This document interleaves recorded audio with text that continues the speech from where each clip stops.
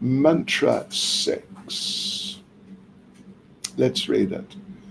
Yastu sarvani bhutani atman yevanu pashyati sarva bhuteshu chatmanam tato na vijugupsate. He who sees systematically everything in relation to the Supreme Lord, who sees all living entities as his parts and parcels, and who sees the Supreme Lord within everything, never hates anything or any being. Now, this is really the vision of the Mahabhagavat. The previous two mantras 4 and 5, they're also the vision of the Mahabhagavat, in the sense of how the Mahabhagavat, or just the devotees, sincere devotees, they can accept the Lord and appreciate the Lord, even though he manifests in contradictory ways sometimes. But now this is more just like directly about the actual vision, the perception of life around him, of the Mahabhagavat, of the devotee, particularly the advanced devotee, that they systematically see everything in relation to the Lord, see all living entities as his parts and parcels, and appreciate his presence everywhere, and therefore knowing that he's even in the heart of the demon. The devotee may still, like Prahlad to his father, he still felt kindly towards his father. When Lord Nrsimhadev asked Prahlad, or told Prahlad, I want to give you a benediction, ask for something. Prahlad said, well, I don't want anything, I'm fine, I have your service, your mercy, it's okay. But the Lord insisted, and Prahlad said, all right, my father was such a demon, surely he's on his way to hell now. So my request is, please save my father from going to hell. Despite his father trying to kill him in numerous ways, but Prahlad still felt kindly, please save my father, help my father. So therefore, this is particularly the very advanced devotees, they never hate anything or any being. So, okay, let's start going through the purport. And anyway, let's make a start. We'll see how far we get. Paragraph 1. Srila Prabhupada makes the point that yes, this is the vision, the condition, the vision. This is a description of the Mahabhagavat, the Uttama Adhikari. It just sees everything in relation to Krishna very positively. And then Srila Prabhupada, though, he goes on to explain how there are three, the way he puts it, 3 stages of realization of the presence of the Lord. You know, normally we say 3 levels, which is also correct. But here Prabhupada is speaking in a certain way that the Supreme Lord's presence is realized in 3 stages. So the first is the Kanishta, who's described in the first paragraph, the lowest stage of realization. Then, just for your information, in the second paragraph, it's the description of the Madhyamadhikari. And in the third paragraph, it's the description of the Uttama Adhikari. Yeah, who is the one who sees everything in relation to the Lord. We can just touch on this I think that when we were doing Nectar of Devotion, we discussed at length about Kanishta, Madhyam, Uttama. We can just touch on it here, that the Kanishtas go to a place of worship according to their faith, and they do some worship. They consider the Lord to be present in the place of worship and not really so much elsewhere. And a very important thing, they cannot understand who is in what position spiritually, religiously. They can't. Yeah, they can identify with people in their own tradition, but in other traditions, it's too much.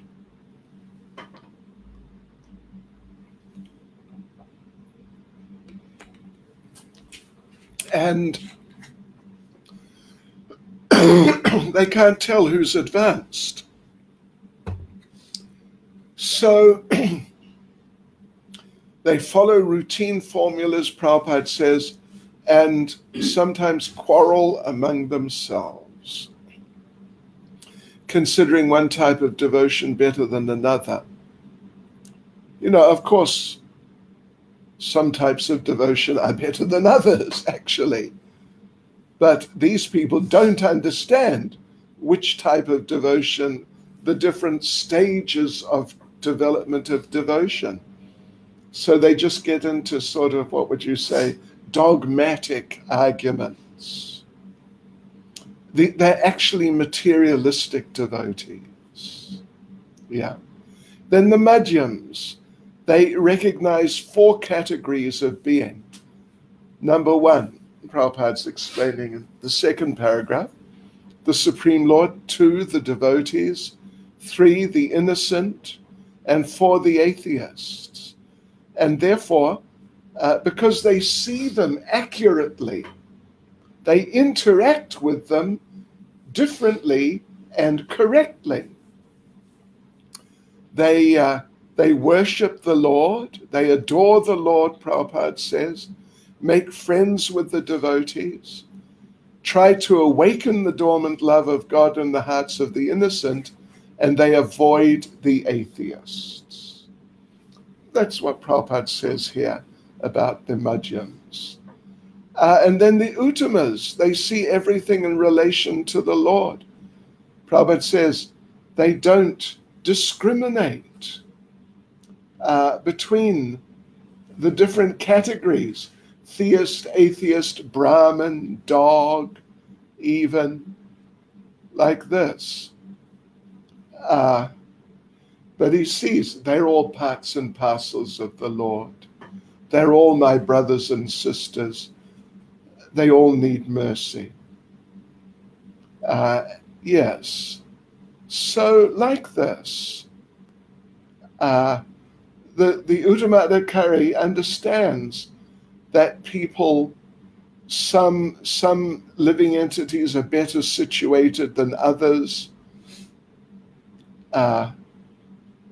But whatever their position is, as Prabhupada discusses here, as a dog, as a Brahmin, whatever the position is, he tries to do good for them, to help them in Krishna consciousness. And Prabhupada says, such a learned devotee is not misled by material bodies, but is attracted by the spiritual spark within them. Then paragraph 4 is continuing the same discussion, really,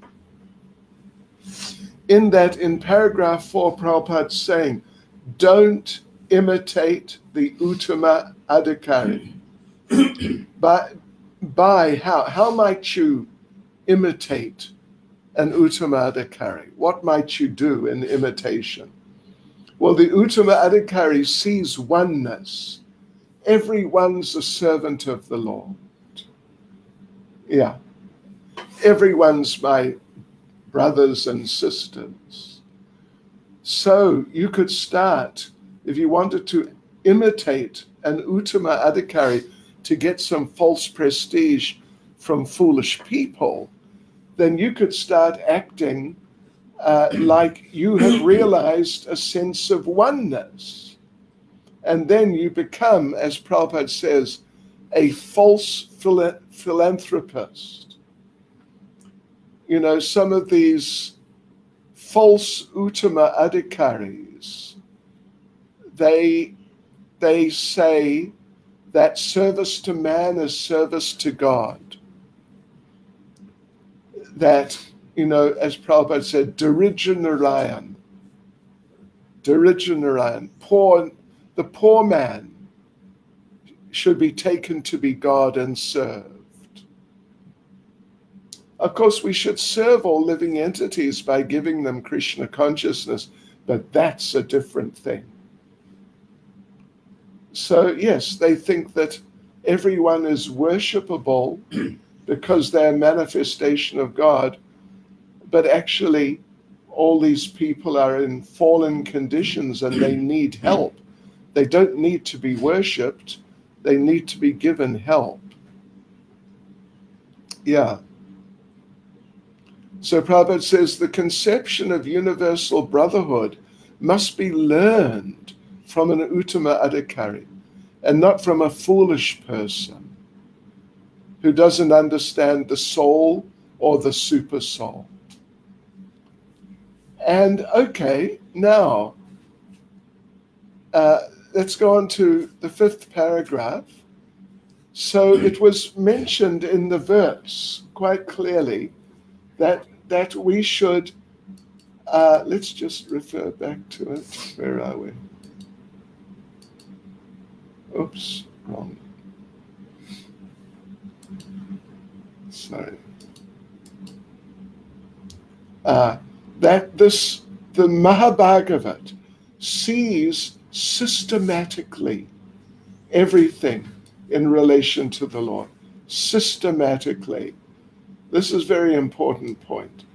So how can one see systematically that the Lord is everything, everywhere, everything is within the Lord? This vision of all-pervasive Krishna consciousness. Well, as Prabhupada explains here, that this means you must follow the previous acharyas. And the word used, it's in the 3rd line. It's in the 2nd line, excuse me. 2nd line of the Sanskrit is anupashyati. Anupashyati. Pashyati means to see. Pashyati means to see or to observe, and anu means following. We should see following the vision of the acharyas. Just like we've all, I think, heard the terms Rupanuga, Anuga meaning follower. We're followers of Rupa Goswami, Prabhupada, Anuga. So that anu means to follow. Anuga, ga means to go, actually. So yeah, anu though means to follow. So to see following the vision, or more specifically, the descriptions given by the acharyas. So Prabhupada says, thus the word anupashyati means that one should not see things as he does with the naked eye, but should follow the previous acharyas. Yeah. So we should accept, like, for example, it means in Bhagavad Gita, Lord Krishna explains, we are not these bodies. We're eternal spirit soul. And Prabhupada, our acharyas, you know, how many times have we heard that we're not this body? This is standard like a foundational part of Krishna consciousness. So anupashyati means that we accept that. And then when we see other people, we understand that this is a spirit soul entangled in a material body. And therefore, how should I interact with this spirit soul? By trying to help them become Krishna conscious. By trying to remind them that actually you're all eternal servants of the Lord, even though you've forgotten. This is anupashyati. Whereas if even we as devotees, if we're not thinking in those terms as we interact with the people in the world, then we will, on the basis of our conditioning, we will see the people in the material world and other devotees too as potential enjoyment. That the people look nice, I could enjoy with the people. Maybe some member of the opposite sex looks nice, I could enjoy with that person. This is not anupashyati. The same person, if you see them according to anupashyati, the vision of the acharyas, the vision of Krishna, then the same person you think, this is a spirit soul, eternal servant of Krishna, let me give them Krishna consciousness. So that's very nice. Let's see.